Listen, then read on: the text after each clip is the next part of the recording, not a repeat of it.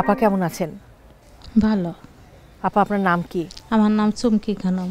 আপনার বাড়ি কোথায়? বাড়ি নড়াইল। নড়াইল। নড়াইল থেকে এসেছেন এখানে? জি। আচ্ছা, কতদিন হলো এখানে চিকিৎসা নিচ্ছেন? এখানে আসছি 1 মাস হলো। কি হয়েছিল আপনার?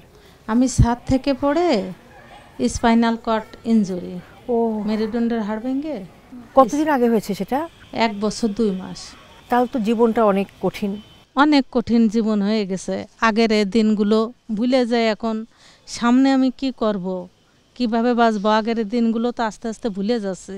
এই জীবনটা যাপন করতে যেয়ে আপা আসলে কি কি চ্যালেঞ্জের সম্মুখীন আপনি হচ্ছেন? বাথরুমে যাওয়া, গোসল করা, খাওয়া দাওয়া, হ্যাঁ, সব কিছুই তো মানে অন্যরকম হয়ে গেছে। আপার পরিবারে কে কে আছে? পরিবারে আমার 2টো মেয়ে আছে। ওদের বাবা? বাবা নেই। মানে কি হয়েছে? বাবা মারা গেছে। তাহলে আপনার সংসার চলে কিভাবে? সংসার চলে, আল্লাহ চালাচ্ছে, তাই চলতেছে। কিছু ছিল তা খরচ করে ফেলাইছি। এখন এখানে আসছি, এখানে বাসা ভাড়া করে থাকি, একটু থেরাপি দিচ্ছি, তো অনেক কষ্ট হচ্ছে। এইটা যদি আমাদের জেলায় থাকতো, বিভাগে থাকতো, তাহলেও তো মনে করেন আমরা একটু বেঁচে যেতাম। এই যে দূর থেকে গাড়িতে আসা খরচ। এরকম ধরনের সেবা কেন্দ্রগুলো প্রত্যেকটা জেলাতে, হ্যাঁ, প্রত্যেকটা বিভাগে থাকা উচিত আমি যা মনে করি, বুঝছেন? তাহলে আমাদের একটু, আমাদের না সবার সুবিধা হয়। আপা, প্রতিবন্ধিতা শুধুমাত্র একজন ব্যক্তির জীবনকেই এলোমেলো করে দেয় না, আমরা জানি পুরো পরিবারটাকেই আসলে প্রভাবিত করে। প্রতিবন্ধী যেন কাউরে করে না, তারা যেন জায়গায় নিয়ে যায়।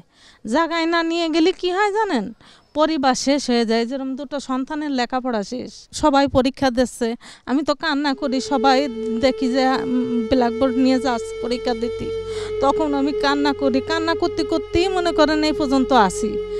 যে ছেলে মেয়েকে মুখে খাবার তুলে খাইছি, আজ তারা আমার খাবার মানে মুখে তুলে খায়। আমি বাবু, আমি ওদের সন্তান হয়েছি। কিন্তু এইভাবে জন্য আল্লাহ কাউরে রাখে না, নিয়ে যায়। আর না হলে সরকার একটু আমাদের জন্য একটু ভালো ব্যবস্থা করে। আপনার আক্ষেপ থেকে বলছেন যে আপনি বোঝা হয়ে গেছেন মেয়েদের উপরে, তাই না? হয়ে গেছে। আমি তো মাঝে মাঝে ভাবি যে হুইল চেয়ারটা আবার আমি চালাতে পারি না, কারণ আসলে কখনো তো ধরিনি নাই। আমি পলাই চলে যেতাম, জানেন না, যাতে এদের জীবনটা আমি বাঁচাই দিয়ে যেতাম, যাতে ওরা সুন্দর করে জীবন যাপন করুক। আমি ওদের কাছে, ওরা আমারে কিন্তু অনেক যত্ন করে, কারণ অনেক যত্ন করে, কিন্তু তাও ভাবি যে ওদের তো লাইফ শেষ হয়ে গেল। লাইফটা শেষ না করে আমি কোথাও চলে যাই। রাস্তায় তো আমাদের মতন অনেক মানুষ আছে, ভিক্ষা করে খাচ্ছে, আমিও যাই, তাদের মতন হয়ে যাই। কতটা যন্ত্রণাদায়ক অভিজ্ঞতা হলে একজন মানুষ এমন কথা বলতে পারে?